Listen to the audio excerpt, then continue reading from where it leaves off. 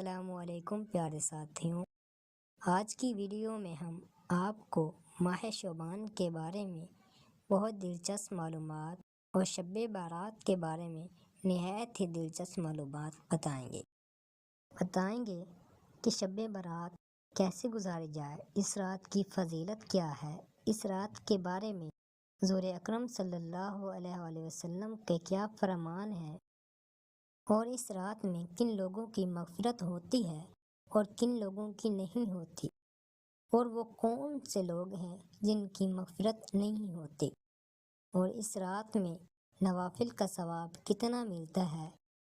اس طرح کی دلچسپ معلومات کے لیے ویڈیو کو اینڈ تک لازمی دیکھیں۔ اہل بیت اطہار کے روشن چراغ حضرت امام جعفر صادق رحمۃ اللہ علیہ نے فرمایا، جو کوئی شعبان المعظم میں روزانہ 700 مرتبہ درود پڑھے گا، اللہ کریم کچھ فرشتے مقرر فرما دے گا جو اس درود پاک کو رسول اکرم صلی اللہ علیہ وآلہ وسلم کی بارگاہ میں پہنچائیں گے۔ اس سے رسول اکرم صلی اللہ علیہ وآلہ وسلم کی روح مبارک خوش ہوگی، پھر اللہ تعالیٰ ان فرشتوں کو حکم دے گا کہ اس درود پڑھنے والے کے لیے قیامت تک دعائے مغفرت کرتے رہو۔ حضرت ابو معمر رحمۃ اللہ علیہ فرماتے ہیں، ماہ شعبان نے بارگاہ الہی میں عرض کی، اے میرے رب، تو نے مجھے 2 عظمت والے مہینوں رجب اور رمضان المبارک کے درمیان رکھا، تو نے میری کیا فضیلت رکھی ہے؟ اللہ پاک نے ارشاد فرمایا، میں نے تجھ میں قرآن پاک کی تلاوت رکھی۔ پیارے اسلام بھائیوں، شعبان المعظم میں خوب نیکیاں کیجیے، خوب ذکر و اذکار کیجیے، درود پاک اور قرآن کریم کی تلاوت کر کے اس عظمت والے مہینے کی خوب عزت کیجیے۔ اس عظمت والے مہینے کی اہمیت کے لیے اتنا ہی کافی ہے کہ اس کے بارے میں ہمارے پیارے آقا صلی اللہ علیہ وآلہ وسلم نے ارشاد فرمایا، یعنی ماہ شعبان میرا مہینہ ہے۔ اللہ پاک کے آخری نبی مکی مدنی محمد عربی صلی اللہ علیہ وآلہ وسلم جیسے رمضان المبارک کے روزوں کی تیاری فرماتے ہیں، ایسے ہی شعبان کے روزوں کی بھی تیاری کرتے، شعبان کے روزوں کو سب سے افضل قرار دیتے۔ حضرت انس رضی اللہ تعالیٰ عنہ فرماتے ہیں کہ رسول اکرم صلی اللہ علیہ وآلہ وسلم سب سے افضل روزوں کے بارے میں پوچھا گیا تو آپ صلی اللہ علیہ وآلہ وسلم نے ارشاد فرمایا، رمضان کی عزت کے لیے شعبان کے روزے رکھنا سب سے افضل روزے ہیں۔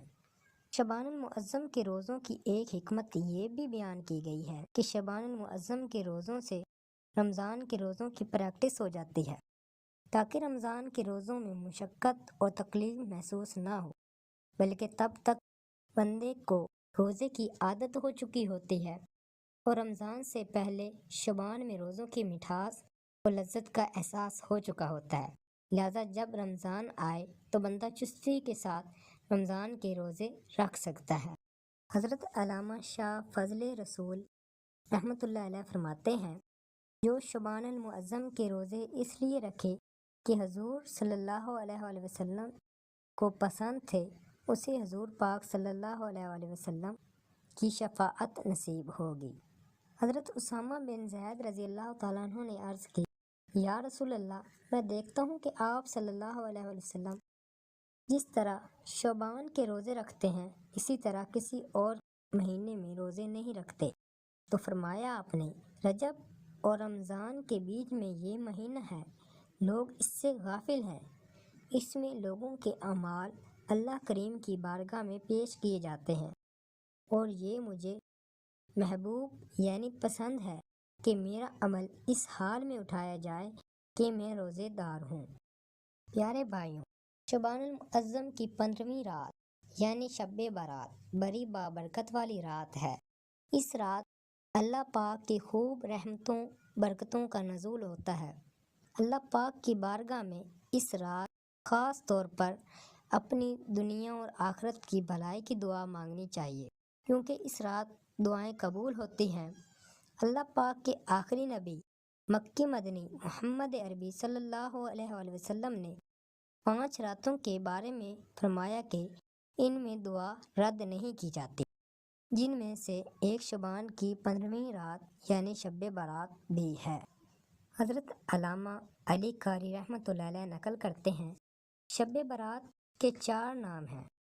نمبر 1 برکت والی رات، نمبر 2 نجات والی رات، نمبر 3 دستاویز والی رات، اور نمبر 4 رحمت والی رات۔ حضرت ابی بن کعب رضی اللہ تعالیٰ عنہ فرماتے ہیں، رسول اللہ صلی اللہ علیہ وآلہ وسلم نے ارشاد فرمایا، میرے پاس جبریل علیہ السلام شب برات میں حاضر ہوئے اور مجھ سے کہا کہ اٹھ کر نماز ادا کیجیے اور اپنا سر اور ہاتھ مبارک آسمان کی طرف اٹھائیے۔ میں نے پوچھا، اے جبریل، یہ کیسی رات ہے؟